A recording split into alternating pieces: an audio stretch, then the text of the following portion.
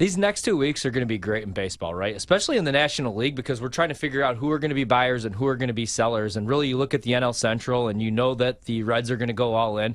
The Brewers should go all in because nobody's going to run away with that division. And in the top of your rotation, you have Corbin Burns, you have Brandon Woodruff, you have Freddie Peralta, and then you have one of the better closers in Devin Williams, a really good bullpen, and Craig Counsell. You had a bat or two, and who knows, man? You could get hot. Nobody's running away with the National League. I mean, the Braves are scary, but who knows? But, man, like the Cardinals, the Cubs, there's going to be some talent, obviously. Like Nolan Arenado, I don't think he gets moved at the deadline, but I don't know. The Cardinals came out and they said, we're going to move guys. They're 13 games below 500. Second half of the season, these next 2 weeks are going to be really important. For the Mariners, I think I don't it's the either. Dodgers. I mean, he doesn't have to move, and he can play for a team that's going to be in the playoffs every year. He'd fit perfectly right in. He gets nice weather. I mean, it just makes too much sense, and they're going to pay him what he wants. So they just check all the boxes. That's why if I'm any team, I would not go after him. I mean, look, the goal is always to win a World Series, right? And adding Ohtani obviously gives you a much better chance to win a World Series. But he's going to the Dodgers. Like, I really would be surprised if he goes anywhere else. So, I mean, you're giving up a lot, Ryan, for like a couple months of Ohtani. And I don't know if it's worth it. And I don't really blame Embiid. It's kind of like Giannis did and continues to do. He did it again this summer when he's talking about the Golden State Warriors. It was a TikTok or Instagram video.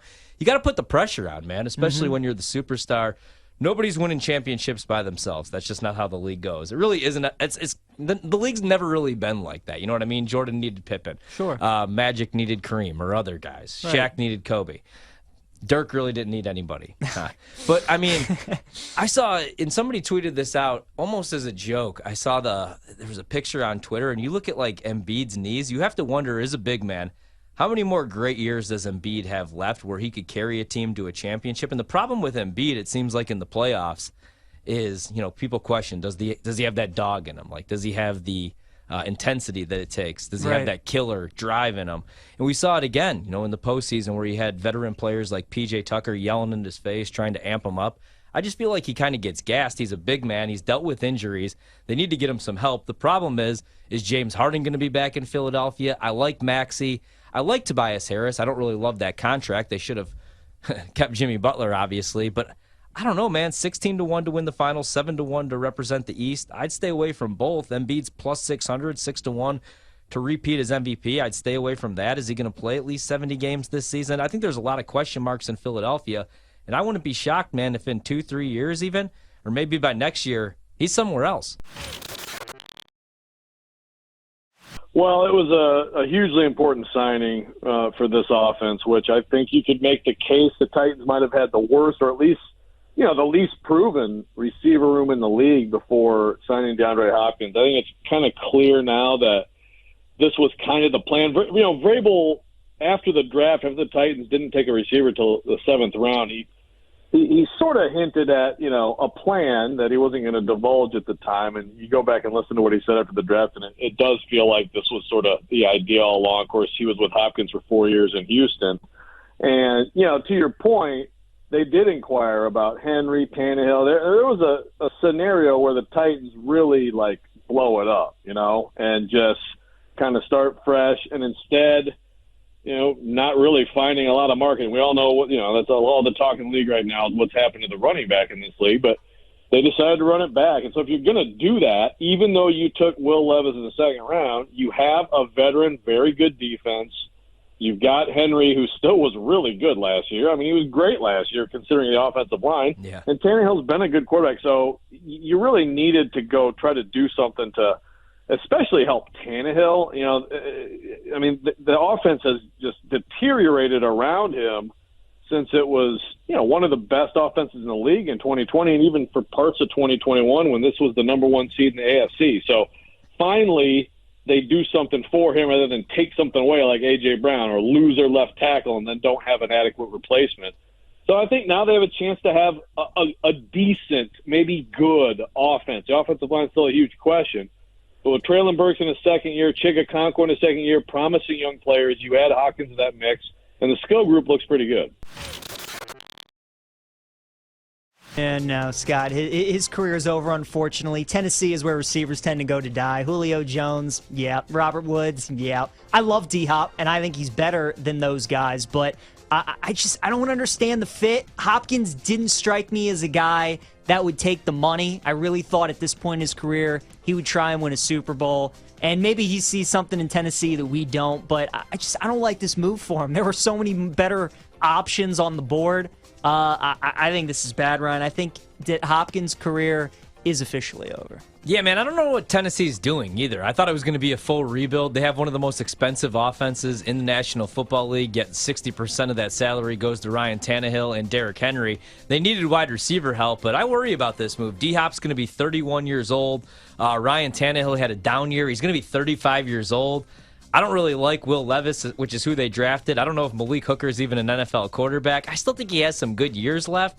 But, man, I would have preferred him in Baltimore. I would have preferred him to go back and play with Deshaun Watson again in Cleveland. I don't like the move, but I don't think his career is over. I think he's still got a couple good years left in him.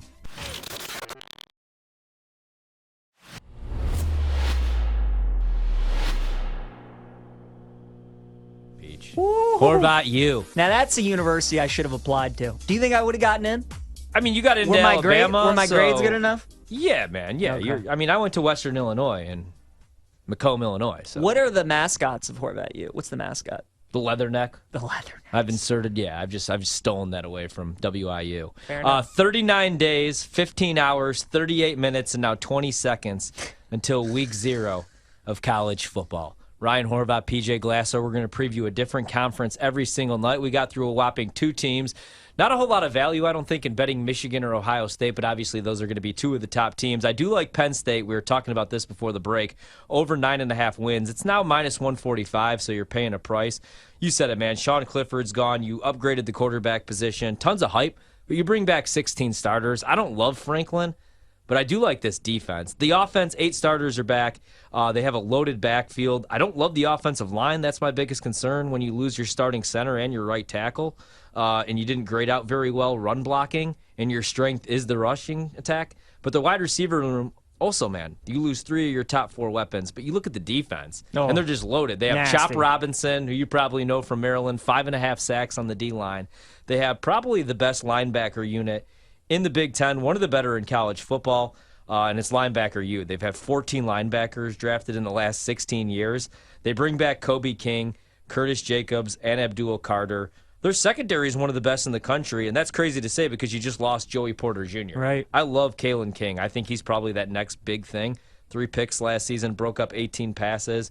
What do you think about them going into the season, the win total, 9.5? Over or under? I love this over. Their schedule, I mean, the non-conference is home against West Virginia, home against Delaware, home against UMass. I'd say that's pretty favorable. I think they win those games. And then outside of Michigan and Ohio State, Ryan, their toughest game in Big Ten play is against Iowa at home. They avoid Wisconsin, which is great. They don't have to play them. So, you're at Northwestern this season. You're at Michigan State. You're at Maryland. You're home against Indiana and Rutgers.